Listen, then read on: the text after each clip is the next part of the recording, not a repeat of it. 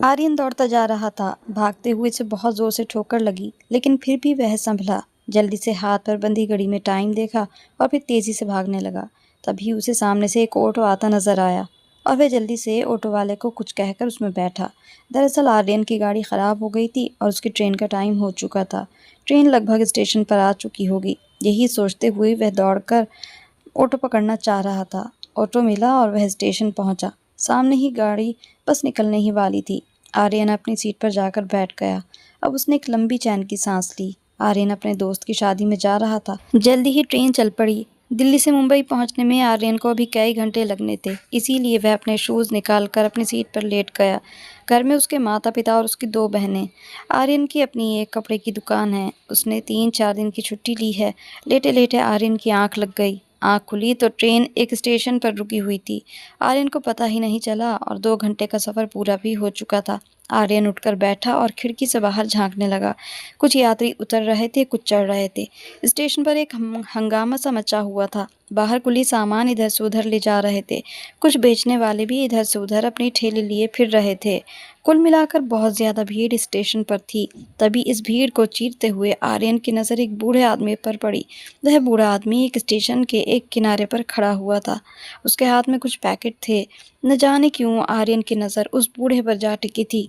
वह बूढ़ा आदमी हाथ में कुछ चिप्स और बिस्किट लिए हुए था और उसके कंधे पर एक बैग लटका हुआ था। वह इधर से उधर सभी को वह पैकेट देने का इशारा कर रहा था। शायद वह उनको बेच रहा था, लेकिन कोई भी उससे खरीद नहीं रहा था।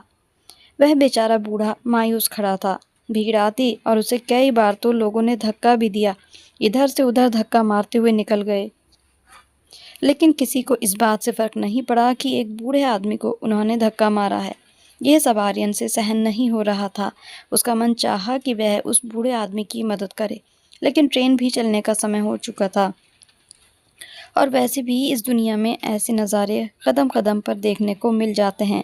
हमारी इस दुनिया में इंसान तो हैं, पर इंसानियत ना के बराबर है। तभी आर्यन ने देखा कि एक 14-15 साल का लड़का तेज़ी से उस बूढ़े के हाथ से कुछ पैकेट छीनकर भाग गया। वह बूढ़ा भाग तो नहीं सकता था, पर वह चिल्लाते हुए उसके पीछे तेज़ी से बढ़ रहा था। अब ये सब आर्यन की सहनशक्ति से बाहर था। वह जल्दी से गाड़ी से उतरा। अपना बैग भी उसने जल्दी से अपने कंधे पर लटकाया और ट्रेन से नीचे उतर गया और वह उस लड़के के पीछे दौड़ने लगा जो उस बूढ़े आदमी का सामान लेकर भाग रहा था। जल्दी ही आर्यन ने उसे पकड़ लिया। आर्यन का दिल कर रहा था कि उसके मुंह पर एक थप्पड़ दे मारे, लेकिन उसने ऐसा नहीं किया। वह लड़का बोला, 2 दिन से मैंने कुछ खाया नहीं है, इसीलिए यहाँ मौका लगा तो इस बूढ़े से कुछ छीन कर भाग रहा था कि कुछ पेट में जाएगा। तो आर्यन ने अपनी जेब से उसे 500 रुपये निकाल कर दिए कि जाओ अपने लिए कुछ खाने का सामान ले लो। वह लड़का तो वहाँ से चला गया। उसके बाद आर्यन ने वह सामान बूढ़े को दिया। बूढ़ा उसे आशीर्वाद देने लगा। आर्यन उस बूढ़े की मदद करना चाहता था, इसीलिए उसने अपनी यात्रा अधूरी छोड़ दी। आर्यन उस बूढ़े आदमी से पूछने लगा कि बाबा, ऐसी क्या वजह है जो इस उम्र में आपको ये सब करना पड़ रहा है? ये सुनते ही बूढ़े की आंखों में पानी आ गया। बूढ़ा उल्टा उससे पूछने लगा, बेटा कहाँ जा रहे हो? आर्यन ने कहा, मैं मुंबई जा रहा था, पर अब नहीं जाना है। आर्यन उस बूढ़े से उसकी परेशानी का कारण पूछ रहा था, लेकिन बूढ़ा आदमी कुछ भी बताने को तैयार नहीं था। फिर आर्यन के बार बार जिद करने पर बूढ़े ने अपनी ज़बान खोली। फिर उसने कहा कि बेटा, जब नसीब में धक्के खाने लिखे हों तो फिर बेटा हो या ना हो, इससे कोई फ़र्क नहीं पड़ता। आर्यन खुलकर सारी बात जानना चाहता था। आर्यन ने कहा, बाबा, मैं आपकी मदद करना चाहता हूँ। आप बुज़ुर्ग हैं, इस तरह का काम आपके लिए सही नहीं। बूढ़े ने आंखों में आंसू भरते हुए आर्यन की तरफ देखा और कहा, बेटा ये तो मेरा रोज़ का काम है। मैं स्टेशन पर आता हूँ, कोई मुझे इधर से धक्का मारता है, कोई उधर से, और निकल जाते हैं। कभी किसी ने पलटकर मेरी तरफ देखने की भी कोशिश नहीं की कि मेरा सामान मुश्किल से ही बिक पाता है। सुबह से शाम मुझे यहाँ खड़े खड़े हो जाती है, पर कोई भी मेरी मदद के लिए आज तक आगे नहीं बढ़ा। आज पहली बार तुम मेरे पास आए हो। तुम एक अच्छे मुसाफिर हो, एक अच्छे इंसान हो जिसे मेरा ख्याल आया। तुम जुग जुग जियो और कामयाबी तुम्हारे कदम चूमे। फिर उस बूढ़े आदमी ने कहा, बेटा, मेरा एक ही बेटा है। जब मैं जवान था मैं मेहनत मजदूरी करता था, सुबह से शाम तक मज़दूरी करके मुझे अच्छी कमाई हो जाती थी, जिससे मेरे घर का खर्च भी आराम से चल जाता था और मैंने अपने बेटे रोहन को अच्छे स्कूल में पढ़ाया था। मेरा सपना था कि रोहन एक दिन पढ़ लिख कर बड़ा आदमी बने। धीरे-धीरे समय यूँ ही गुज़रता रहा। मेरी उम्र भी बढ़ रही थी और सेहत घटती जा रही थी। फिर मैंने एक छोटी-सी चाय की दुकान की, लेकिन वह चल ना सकी। मैं फिर इसी मज़दूरी के काम पर आ गया। मुझे लगता था कि जब मेरा बेटा बड़ा हो जाएगा और नौकरी करने लगेगा, तब मैं आराम से घर पर बैठकर सुकून की ज़िंदगी गुज़ार लूँगा, लेकिन ऐसा ना हो सका। एक दिन अचानक मेरी पत्नी मुझे छोड़कर चली गई। उसे दिल का दौरा पड़ा था। मैं उसकी तरफ से बहुत ज़्यादा परेशान रहता था, क्योंकि मैं सारा दिन मज़दूरी करता और वह स्कूल से आने के बाद घर पर अकेला रहता था। मुझे डर था कि कहीं वह किसी गलत संगत में ना पड़ जाए। मेरा बेटा जवान हुआ और उसकी पढ़ाई भी पूरी हो गई। मैंने अपने बेटे से कहा कि तुम एक अच्छी नौकरी ढूँढ लो, जल्दी से काम पर लग जाओ, उसके बाद मैं तुम्हारी शादी कर दूँगा। लेकिन मेरे बेटे के सपने बहुत ऊँचे थे। उसने कहा, बाबा, मैं शादी-वादी के चक्कर में नहीं पड़ना चाहता। मुझे अच्छी नौकरी भारत में मिलना तो बहुत मुश्किल है। मैं चाहता हूँ कि मैं बाहर विदेश में जाकर नौकरी करूँ। मैं फिर आपको भी अपने पास ही बुला लूँगा। आप मुझे बस पैसे की व्यवस्था करके दो, ताकि मैं विदेश जा सकूँ। इस पर मैंने अपने बेटे से कहा था कि बेटा, मेरे पास इतने पैसे कहाँ? मैं तो एक मज़दूर हूँ। मैं तुम्हें इतना पैसा कहाँ से दूँ कि तुम विदेश जा सको? और वैसे भी इतने लोग पढ़ लिख कर भारत में ही नौकरियाँ करते हैं। क्या वे अच्छा पैसा नहीं कमाते? तुम भी यहाँ पर रहकर अच्छी कमाई कर सकते हो और सुखी जीवन व्यतीत कर सकते हो। लेकिन उसे मेरी बात समझ में नहीं आई, पर मैंने भी ज़िद करके अपने ही गाँव की एक लड़की से उसकी शादी करा दी। वह लड़की गरीब थी और उसके पिता भी बिना नौकरी के मेरे बेटे रोहन से उसकी शादी के लिए मान गए थे, क्योंकि वह भी जानते थे कि रोहन अच्छे स्कूल में पढ़ा लिखा है। उसे अच्छी नौकरी भी जल्दी ही मिल जाएगी। शादी के कुछ दिन तक तो बहू ने मेरी सेवा की।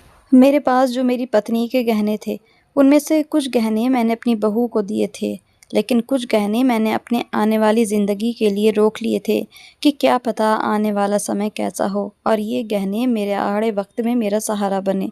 कुछ दिनों तक बहू ने मेरी सेवा करती रही, लेकिन कुछ दिनों बाद ही वह मुझे एक समय का खाना देती हुई भी नखरे दिखाया करती थी। मुझे ये मंज़ूर नहीं था, इसीलिए मैंने घर पर खाना छोड़कर बाहर होटल पर खाना शुरू कर दिया। मैं सारा दिन मज़दूरी करता और शाम को जब घर में घुसता, तो वह जल्दी ही मेरे पास आकर मुझसे पैसे माँगती थी कि जो कमाई हुई है पैसे मुझे दो। आखिर घर का इतना खर्चा है, मुझे घर भी तो चलाना होता है। आपने तो बिना नौकरी के बेटे को मेरे पल्ले बाँध दिया है। वह हमेशा मुझे ताने मारती। मेरा बेटा भी नौकरी ढूँढने में लगा था, लेकिन उसे कहीं भी नौकरी नहीं मिली थी। या यूँ कह लो कि वह ये सब बहाने कर रहा था। आखिर तो उसका सपना विदेश में ही जाकर नौकरी करने का था। फिर एक दिन मेरा बेटा मेरे पास आया और कहने लगा कि बाबा, मुझे कहीं से भी पैसे की व्यवस्था कर दो। मेरा दोस्त अमेरिका जा चुका है। उसने मेरे लिए भी नौकरी ढूँढी है। अगर मैं अमेरिका जाकर नौकरी करूँगा तो वहाँ पर खूब पैसा है। मैं जल्दी ही आप दोनों को भी वहीं पर बुला लूँगा। मैंने सोचा था मेरा बेटा शादी के बाद अपनी ज़िद छोड़ देगा और अपनी पत्नी के साथ खुश रहेगा, लेकिन वह अजीब पति-पत्नी थे। उन्हें आपस में अपनी शादीशुदा ज़िंदगी से जैसे कोई मतलब ही नहीं था। उन दोनों के सर पर तो बस पैसे का भूत सवार था। मैंने अपने बेटे को लाख समझाया, लेकिन वह नहीं माना। वह मुझसे गुस्सा होकर चला गया और 2 दिन तक घर नहीं लौटा, तो मैं बहुत ज़्यादा परेशान रहा। मैंने उसको कहाँ-कहाँ नहीं ढूँढा, लेकिन वह गाँव में ही अपने दोस्त के यहाँ छुपा हुआ था। न जाने उसे मुझे इस तरह परेशान करने में क्या मज़ा आता था। लेकिन कुछ भी था, मैं एक पिता था। मैं भी रोज़-रोज़ की चिक-चिक से परेशान हो चुका था। इसीलिए मैंने जो बाकी गहने मेरे पास थे, वह बेचकर अपने बेटे को दिए और जल्दी ही वह मुझसे ये वादा करके चला गया कि वह जल्दी ही मुझे तनख्वाह भेजेगा या फिर कुछ ही दिनों के बाद मुझे अपने पास अमेरिका बुला लेगा। वह तो चला गया, लेकिन उसकी पत्नी, वह मेरे गले की फांस बन चुकी थी। उसका हाथ हमेशा मेरे आगे फैला रहता था। मैं शाम को घर जाने से भी अब घबराने लगा था, क्योंकि मैं अब धीरे-धीरे बूढ़ा हो रहा था। मुझे पहले की तरह से मज़दूरी नहीं होती थी। मैं थक जाता था और अब मैं बीमार भी रहने लगा था। मुझे बहुत ज़्यादा खाँसी थी। एक दिन मैं डॉक्टर के पास गया तो उन्होंने मुझे कुछ दवाइयाँ लिख कर दी, जो बहुत महँगी थी, जिन्हें ले पाना मेरे लिए अब मुश्किल हो गया था, क्योंकि जो भी पैसे मैं मज़दूरी करके लाता था, वह सब मुझसे मेरी बहू छीन लेती थी और इस तरह से मेरी तबीयत बिगड़ती गई। आखिरकार मुझे ठेकेदार ने मजदूरी से निकाल दिया कि तुम्हारी सेहत इस काबिल नहीं कि तुम यहाँ मजदूरी करो। अगर तुम्हें कुछ हो गया तो तुम तो मेरे ही सर पड़ जाओगे। हालांकि मैंने ठेकेदार के आगे हाथ जोड़े कि मुझे काम से ना निकाले, लेकिन उसने मेरी एक ना सुनी। मेरी सेहत को देखते हुए कोई मुझे काम देने को तैयार नहीं था, पर मेरी बहू को मुझ पर तरस नहीं आता था। अब मेरे खाली बैठने पर मुझे ताने देती थी। मैंने घर में रहना ही छोड़ दिया। मेरी बहू को तो मैं वैसे ही सहन नहीं होता था। उसने अपने माता पिता को भी अपने पास बुलाकर रख लिया था। वह घर जो हम दोनों पति पत्नी ने बड़ी खुशियों के साथ और रात दिन मेहनत मजदूरी करके बनाया था, वह घर मुझसे छिन गया था। मैं शाम को ही घर में पहुंचता था, तभी मेरी बहू मुझे ताने मार मार कर खा जाती थी। कहती थी, इस घर में जब भी कदम रखना जब कुछ पैसे हाथ में हों, वरना यहाँ आने की ज़रूरत नहीं। मैंने अपने घर जाना छोड़ दिया था। मेरे बेटे को गए हुए 6 महीने गुजर चुके थे। मैंने हर रोज़ उसके फ़ोन के आने का इंतज़ार किया, लेकिन ना उसका फ़ोन आया, ना ही उसका कोई और समाचार मुझे मिला। उसके कई दोस्त थे जिनसे मैं उसके बारे में पूछता था, लेकिन वह सभी इनकार कर देते थे। मेरा बेटा तो मुझे धोखा देकर जा चुका था। अब मैं उसके आने की उम्मीद भी छोड़ चुका था। मैं उम्र के अब एक नाजुक दौर में था। उम्र बढ़ चुकी थी। बेटा मुझे धोखा देकर जा चुका था। घर भी मुझसे छिन चुका था। मैं अपने हालात को खूब अच्छी तरह समझ रहा था। इसीलिए मैंने एक फ़ैसला किया कि मैं कुछ सामान इधर से उधर फेरी करके बेचूंगा। मेरा एक दोस्त था, उसकी छोटी सी मोहल्ले में एक दुकान थी। मुझे भीख मांगना मंजूर नहीं थे, इसीलिए मैंने उसको सारी बात बताई और कहा कि वह मुझे कुछ सामान दे, ताकि मैं इधर से उधर फेरी करके उसका सामान बेच सकूं। दोस्त ने कहा, मेरी राय में तू रेलवे स्टेशन जाकर ये सामान बेचेगा तो वहाँ पर महंगे दामों में ये सामान बिकेगा। लेकिन मेरा नसीब जैसे मुझसे रूठ चुका था। यहाँ भी खड़े खड़े मेरी टांगें टूट जाती हैं, पर इक्का दुक्का ही मुझसे ये सामान खरीदते हैं। बूढ़े आदमी की ये सारी बात सुनकर आर्यन तो जैसे सकते में आ गया था। वह अपना मुंबई जाने का प्रोग्राम भी कैंसिल कर चुका था। आर्यन ने फैसला कर लिया था कि बूढ़े बाबा को इंसाफ दिलाकर रहेगा। आर्यन ने पूछा कि बाबा, आपका घर कहाँ पर है? बूढ़े आदमी ने कहा, बेटा क्या करोगे जानकर, जब मुझे अब वह घर मिलना ही नहीं है। आर्यन ने कहा, नहीं बाबा, आप मुझे बताओ, मैं आपको इंसाफ दिलवाऊंगा। बूढ़े आदमी ने कहा, नहीं बेटा, मेरी बहू और उसके माता पिता बहुत चालाक लोग हैं। वह तुम्हें और मुझे दोनों को ही पुलिस के हवाले कर देंगे। झूठ बोलने में एक नंबर के माहिर हैं। आर्यन ने बूढ़े आदमी से बहुत पूछा, लेकिन वह डर के मारे अपने घर का पता बता ही नहीं रहे थे। तभी पास में खड़ा एक दुकान वाला उस बूढ़े आदमी का जानकार था। उसने कहा कि मैं आपको बताता हूँ, और उस आदमी ने आर्यन को बूढ़े आदमी के घर का पता बताया। आर्यन ने उस आदमी को अपने साथ लिया और फिर बूढ़े आदमी के घर के पास पहुंच गए। घर का दरवाजा खुला था। आर्यन ने झांक कर देखा तो सी बूढ़ी औरत बैठी हुई थी। उस आदमी ने बताया कि यह उसकी बहू की माँ है। बूढ़ा आदमी यानी सच बोल रहा था। बेचारे के घर पर इन लोगों ने कब्जा किया हुआ है। आर्यन ने उस आदमी को कहा कि तुम्हें मेरा साथ देना होगा। आखिर एक ना एक दिन हम पर भी तो बुढ़ापा आना है। अगर हम अपने बड़ों को इस तरह से इस हाल में छोड़ देंगे तो कल हमें इसका हिसाब भी देना होगा। समय हमेशा खुद को दोहराता है। आदमी भी आर्यन की बात सुनकर उसकी मदद को तैयार हो गया। फिर वह दोनों पुलिस स्टेशन गए और उन्होंने सारी बात इंस्पेक्टर को बताई। इंस्पेक्टर कहने लगा कि इस बात का क्या सबूत है कि वह आदमी सच कह रहा है। आर्यन ने कहा कि इस बात का सबूत मोहल्ले वाले देंगे। हमें बस मोहल्ले वालों से इतनी गवाही लेनी है कि यह घर पहले बूढ़े आदमी का था। इंस्पेक्टर ने बूढ़े आदमी को थाने बुलवाया। आर्यन बूढ़े आदमी को रिक्शा में बिठाकर थाने लेकर गया और वहां पर सारी व्यथा बूढ़े आदमी ने इंस्पेक्टर को सुनाई। इंस्पेक्टर भी अच्छा था, वह भी बूढ़े आदमी को इंसाफ दिलाने में लग गया। वह बूढ़े आदमी को साथ लेकर मोहल्ले में गया और मोहल्ले वालों के बयान भी रिकॉर्ड किए गए। मोहल्ले वालों ने खुलकर गवाही दी थी कि यह घर बूढ़े आदमी का है। इसकी बहू ने इस घर पर कब्जा किया हुआ है। अगले दिन इंस्पेक्टर लेडीज पुलिस को साथ लेकर पहले बहू के हाथ में हथकड़ियां पहनाई और साथ में उसके माता पिता को भी गैर कानूनी तरीके से बूढ़े आदमी के घर पर कब्जा करने के लिए। जब बहू जेल की सलाखों के पीछे 2-3 दिन भूखी रही तो इसकी अकल ठिकाने आ गई। अब इंस्पेक्टर को उस बूढ़े आदमी के बेटे का पता लगाना था, जो अपने पिता को धोखा देकर अमेरिका जाकर बैठ चुका है। जब बहू पर सख्ती हुई तो उसने उगल उगल दिया कि उसका बेटा हर महीने वहां से तनख्वाह भेजता है, जो कि एक अच्छी खासी रकम होती है।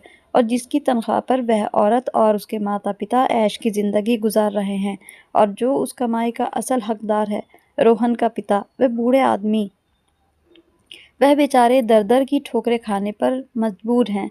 बूढ़े आदमी के जो दोस्त थे वह सभी बूढ़े आदमी का साथ दे रहे थे और उनको इंसाफ दिलाने में लग गए थे। मामला कोर्ट तक पहुंचा था और कोर्ट की तरफ से बेटे को नोटिस भेजा गया था कि वह जल्दी से जल्दी यहाँ भारत लौट कर आए, नहीं तो उसको अमेरिका की पुलिस गिरफ्तार करेगी। बेटे को जब यह नोटिस मिला तो वह घबरा गया और जल्दी ही भारत लौट आया, लेकिन उसे अपनी पत्नी की इस करतूत के बारे में कुछ भी पता नहीं था कि उसके पिता को घर से बाहर निकालकर अपने माता पिता को रख लिया है। बेटे ने कहा कि मैं हर महीने अपने पिता और पत्नी दोनों के लिए ही मोटी तनख्वाह भेजता था, और मैंने फ़ोन करके अपनी पत्नी से जब भी पूछा तो यही कह देती थी कि पिताजी मजदूरी करने गए हैं, और रात के समय जब भी पूछता तो वह यही कहती थी कि वह सो रहे हैं, और इसीलिए मेरी अपने पिता से बात हो ही नहीं पाई थी। हाँ, ये ज़रूर था कि मैं थोड़ा खुदगर्ज़ हो गया था और मैं अपने पिता को नाराज़ करके यहाँ अकेला छोड़कर विदेश चला गया था, और मैंने अपना वादा भी नहीं निभा पाया कि मैं अपने पिता को अपने साथ अमेरिका में रख लूँगा, क्योंकि वहाँ के कानून बहुत ज़्यादा सख्त हैं। अभी भी मैं वहाँ पर पूरी तरह सेटल नहीं हो सका था। मुझे भी भारत वापस आना था, इसीलिए मैंने सोचा थोड़ा समय और लगाकर अच्छा पैसा कमा लूँ, फिर वापस भारत लौटकर वहीं पर अपना काम करके रहूँगा। मैंने विदेश में रहकर देख लिया है, जो बात अपने भारत में है वह कहीं और है ही नहीं। लेकिन मुझे सच्चाई के बारे में कुछ भी नहीं पता था कि मेरे पिता के साथ मेरी पत्नी ने ऐसा बर्ताव किया है। इंस्पेक्टर साहब, आपने जो भी किया बिल्कुल सही किया। यह औरत इसी काबिल है कि इसको जेल में डाला जाए। बेटे ने अपने पिता से माफ़ी मांगी तो उसकी आंखें भर आई थी। उसने अपने बेटे को तो माफ़ कर दिया था, लेकिन वह बहू की तरफ से बहुत दुखी थे। आर्यन ने देखा तो बूढ़े आदमी के कंधे पर हाथ रखा और कहा, बाबा, आपका घर आपका इंतज़ार कर रहा है। अब तो आपका बेटा भी आ चुका है और अब आपको कहीं जाकर कुछ भेजने की ज़रूरत नहीं होगी, और हमने आपके बेटे से भी लिखवा लिया है। आपका खर्चा हर महीने आपके अकाउंट में आ जाया करेगा। आर्यन को इस गांव में आए हुए 2 दिन गुजर गए थे। बूढ़े आदमी को इंसाफ दिलाकर आर्यन को एक बहुत ही ज़्यादा सुकून मिल रहा था। जब आर्यन अपने घर लौटा, फिर उसने अपनी माँ को सारी बात बताई तो उसकी माँ ने गर्व से अपने बेटे का माथा चूम लिया। कहने लगी, अगर तुम जैसे बेटे इस दुनिया में हो तो कोई भी माता पिता धक्के ना खाएं। तो ये थी हमारी आज की कहानी। कहानी अच्छी लगी हो तो इसको लाइक और शेयर ज़रूर कर दीजिएगा, और कमेंट बॉक्स में हमें अपनी राय ज़रूर बताइए कि आपको कहानी कैसी लगी। इसकी कमियां और अच्छाइयां भी हमें कमेंट करके ज़रूर बताइएगा। साथ ही अगर मेरे चैनल पर नए हैं या अभी तक सब्सक्राइब नहीं किया है तो इसको सब्सक्राइब भी कर लीजिए, नोटिफिकेशन बेल को भी ऑन कर लीजिए, और ऐसी ही मोरल स्टोरीज़ के साथ फिर मिलेंगे। तब तक के लिए goodbye and thanks for watching.